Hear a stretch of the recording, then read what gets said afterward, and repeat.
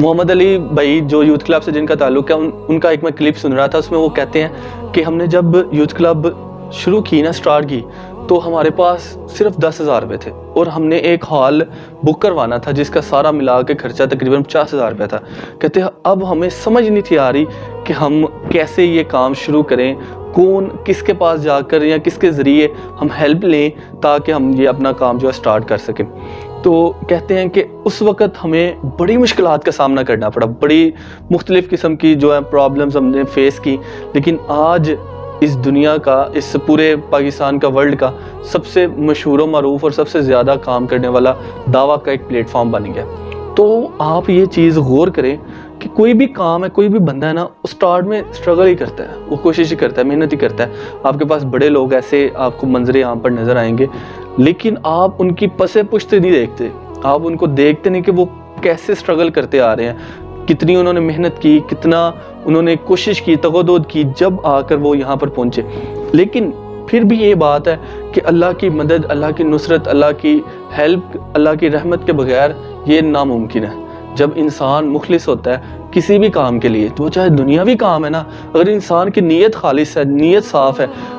بخاری شروع ہی اس حدیث سے ہوتی ہے انما الاعمال بالنیات۔ انسان کی نیت کا خالص ہونا بڑا ہی ضروری ہے۔ انسان کی نیت اگر دنیاوی معاملات میں خالص ہوگی، اللہ تعالیٰ اس میں بھی برکت ڈالے گا، لیکن اگر انسان نیت صاف کر کے اللہ کے دین کی تبلیغ کرتا ہے، اللہ کے دین کی دعوت دیتا ہے، تو اس کے ساتھ اللہ تعالیٰ کی بے شمار رحمتیں ہوگی، مدد ہوگی اور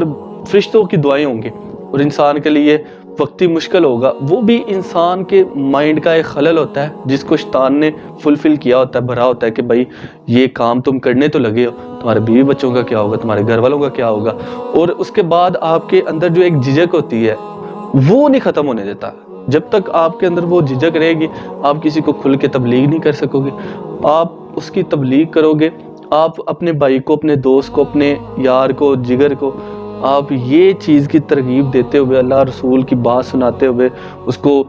جہنم کا ڈر دکھاتے ہوئے، منظر پیش کرتے ہوئے اسے سیدھے رستے پر لے آتے ہیں نا، تو یہ اس کو بلینز آف ڈالرز دینے سے بیٹر ہے کہ آپ اس کی دنیا سنوارنے کے بجائے اس کی آخرت سنوارتے ہو۔ تو یہ ہم اس چیز سے بہت دور ہیں۔ ہم اپنے دوست کو گناہ میں ملوث دیکھتے ہیں، ہم اپنے دوست کو، بھائی کو، رشتہ دار کو، کزن کو، کسی کو بھی دیکھتے ہیں کہ یار یہ اتنے بڑے بڑے گناہوں میں ملوث ہے، یہ فلاں فلاں گناہوں میں، یہ میوزک کی ایڈکشن ہے، اس میں گرل فرینڈ سے باتیں کرتا ہے، لڑکیوں سے، مختلف قسم کی لڑکیوں سے چیٹ کرتا ہے، یہ موویز دیکھتا ہے، ڈرامے دیکھتا ہے، اس قسم کی چیزوں میں نیٹ فلکس پہ اس کے دن رات گزر رہے ہیں۔ اس کے بعد اس کی کوئی بھی صبح بغیر سونگ کے نہیں ہوتی، کوئی بھی رات اس کی بغیر گانے سنے پوری نہیں ہوتی۔ تو میں اس کو سمجھا بجھا کے اس کو اس چیز سے باہر نکالوں؟ نہیں، کسی کو نہیں پڑی ہے، وہ سنتا ہے، سنتا رہے۔ لیکن ایک چیز یاد رکھیے گا کہ آپ کے ارد گرد جو لوگ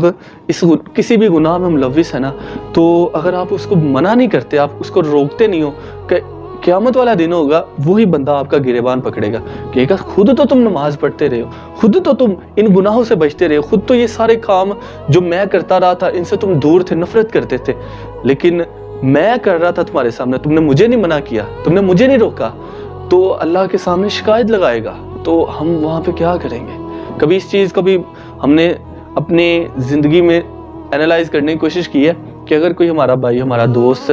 ہمارا گریبان پکڑ لیتا ہے کہ بھائی تو خود تو نمازی تھا، تو خود تو سونگ نہیں سنتا تھا، تو خود تو موویز نہیں دیکھتا تھا، تو خود تو حرام ریلیشن میں نہیں ملوث تھا، تو خود تو سگریٹ نوشی نہیں تھا کرتا، تو خود تو ڈرگز الکوہل نہیں تھا استعمال کرتا، لیکن تیرے سامنے میں تو کر رہا تھا، تو نے مجھے کیوں نہیں روکا؟ اللہ تعالیٰ سے پوچھے گا یا اللہ یہ خود اس چیز میں ان سب چیزوں سے بچتا تھا، میں اس کے سامنے کرتا تھا، اس نے مجھے کبھی